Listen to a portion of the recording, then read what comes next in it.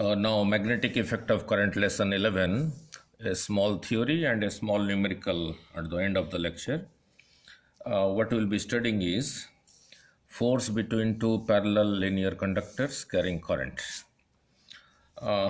This conductor I have named it as C1, this conductor I have named it as C2, current in this is I1, in this is I2, and both are parallel, and the perpendicular distance between them is R.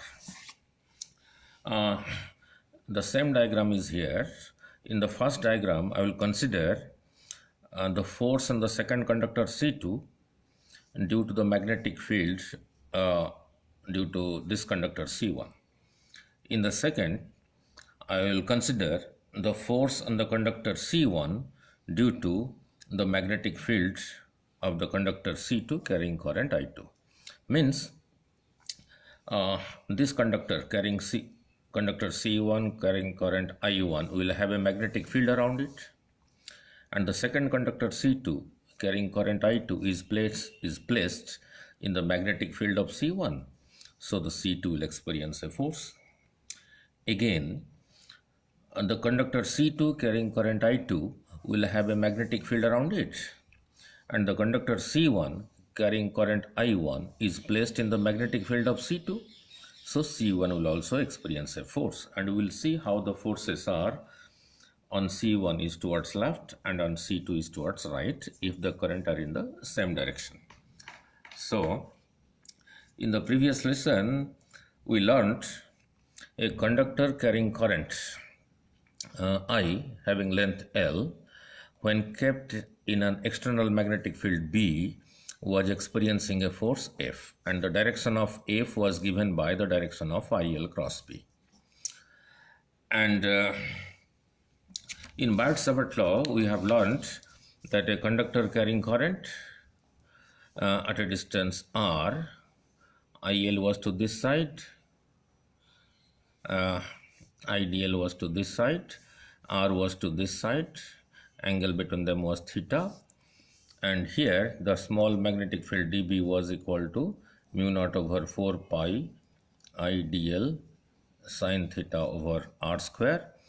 When this was written in vector form, it was mu naught over 4 pi IDL cross R over R cube, and the direction of this magnetic field was given by the direction of IDL cross R, right? So we have to use this and we have to use this. Now let us proceed. Let C1 C2, this C1 C2 is same thing as this C1 C2 are two infinitely long straight conductors, I1 current in C1, I2 current in C2. They are in the same direction. You can take them in opposite direction also, but the forces will be different. The direction of force will be different. R is the perpendicular distance between C1 and C2. R is the perpendicular distance. Now, now the topic starts. Due to current I1 in conductor C1, the magnetic field at point P is mu naught over 4 pi 2I1 over R. Why 2I1 over R? I have taken this as infinitely long conductor. And previous lessons I had derived this. B was equal to mu naught by 4 pi I by R sine phi 1 plus sine phi 2. And for infinitely long conductor, if you look at my previous lessons, phi 1 was 90, phi 2 was 90 for infinitely long conductor, sine 90, sine 91 plus 1, 2, that 2 comes here. So for infinitely long conductor, it had become mu naught by 4 pi 2I by R, right? Now, since this conductor I have taken as infinitely long at a distance R, the magnetic field will be B1, mu naught over 4 pi 2I1 over R into the plane of the paper, because this is the magnetic field due to this wire carrying current I1 at point P, and into, because in here IDL is to this side, R is to this side, so IDL cross R at this point will be into the plane of the paper, will be into the plane of the paper. So due to this conductor carrying current I1, which is infinitely long, here the magnetic field is into the plane of the paper, and in that magnetic field this conductor is placed, C2. So this will experience a force according to this relation. So the conductor C2 carrying current I2 is placed in magnetic field V1, so it will experience a force using this relation F is equal to IL cross B. Now its IL is I2L, and the B of this here, that is B1, and let the force is F1. Now between I2L and B1 the angle is 90. Let me explain. This conductor will experience force, so its IL is to this side, and the magnetic field of this at this point is into, its IL is to this side, and the magnetic field of this one at this point is into the plane of the paper, so the angle between them is 90. Clear? So sin 90 is 1, so this becomes I2L mu naught over 4 pi 2I1 over R. By writing, just arranging the terms properly, so F1 becomes mu naught over 4 pi 2I1 I2 over R into L towards left, because the direction of this F is given by the direction of this. Means the IL of this is to this side, and the magnetic field of this at this point is into the plane of the paper. So IL cross B will be towards the left. So the force on the conductor C2 is F1 is towards the left. So this is the force on the conductor C2 towards the left. Now look at the second diagram. We will consider the force on the conductor C1 due to the magnetic field produced by the conductor C2 carrying current I2. Now this conductor carrying current I2, this conductor is infinitely long at a distance, perpendicular distance R here. Since it is infinitely long, here the magnetic field of this one here will be now the magnetic field at Q due to conductor C2 is B2 is equal to mu naught over 4 pi 2I2 over R. It is outward, perpendicularly outward. How? Now for this conductor IL is to this side and R is to this side. So R is to this side. So IL cross R, if you rotate this vector anticlockwise, it will be pointing outward. So due to this conductor at this point, the magnetic field is perpendicularly outward. If something is perpendicularly outward, it is shown like this. If something is perpendicularly inward, it is shown like this. So this is the symbol for into, this is the symbol for outward.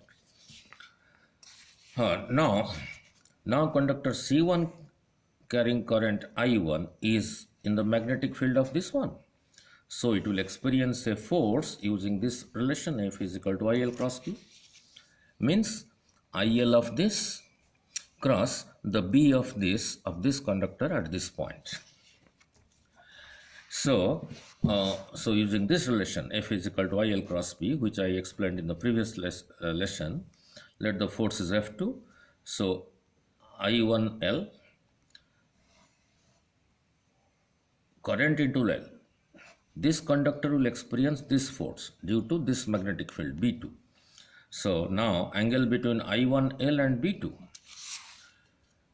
The magnetic field of this conductor at this point is normally outward. Its IL, the IL of C1 is to this side. So IL cross B2 will be towards your right. If you do a cross product using a right hand screw rule, the screw will come to this side. So your F2 So your F2 is equal to mu naught over 4 pi 2y1 I2 over R into L. Angle is 90, I just explained. So it is towards right. So this conductor is experiencing force F1 towards left, and this conductor is experiencing force F2 towards right, and the magnitude of this and the magnitude of this are same. That is equal to 2 mu naught over 4 pi 2y1 I2 over R into L. So therefore the two conductors will attract each other, right? So both are attracted towards each other with a force F is equal to mu naught over 4 pi 2y1 I2 over R into L. Now if I bring L to this side, this is the force per unit length. Sometimes it is asked like this: what is the force per unit length? Not the total force, the force per unit length. So when L comes to this side, we are left with mu naught over 4 pi 2y1 I2 over R. Now there is a shortcut. How to find out quickly whether they will attract or repel? Look, this conductor carrying current I1, on this side the magnetic field was into. For this conductor to this side, the magnetic field was into, and on this side it will be outward. For this conductor, the second conductor, on this side the magnetic field was outward. For the second conductor, the magnetic field was outward, and on this side it is into. The moment you see two signs like this, a cross and a dot facing each other, then you say they attract. Means it is like the two opposite poles of a bar magnet. Means if this is one type of pole, north pole, then this is another. This is called south pole. So the moment you see two opposite signs like this, cross and dot, they attract. The moment you see two similar signs, they repel. Two similar signs, they repel. So that is what I am explaining in a small numerical. Let this conductor is small a, this conductor is small b, this conductor is small c. Here the current is to this side. So for this conductor on this side, the field is into. This conductor is carrying current to this side. So for this conductor on this side, the magnetic field is into, and on this side the magnetic field is outward. I have taken a third conductor C. Here the current is this way. So for this conductor, the magnetic field on this side is into, and on this side is outward. Now look, two opposite signs. So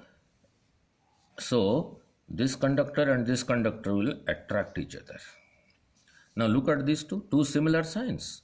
Means this conductor and this conductor will repel each other. Means this will apply a force on this to this side due to repulsion. This will apply a force on this due to this side. Means the conductor B is experiencing two forces. So the conductor B will move towards the conductor A. The simple rule is, for a straight conductor, how to find the direction of the field: hold the conductor with your right hand such that your thumb is pointing in the direction of the current.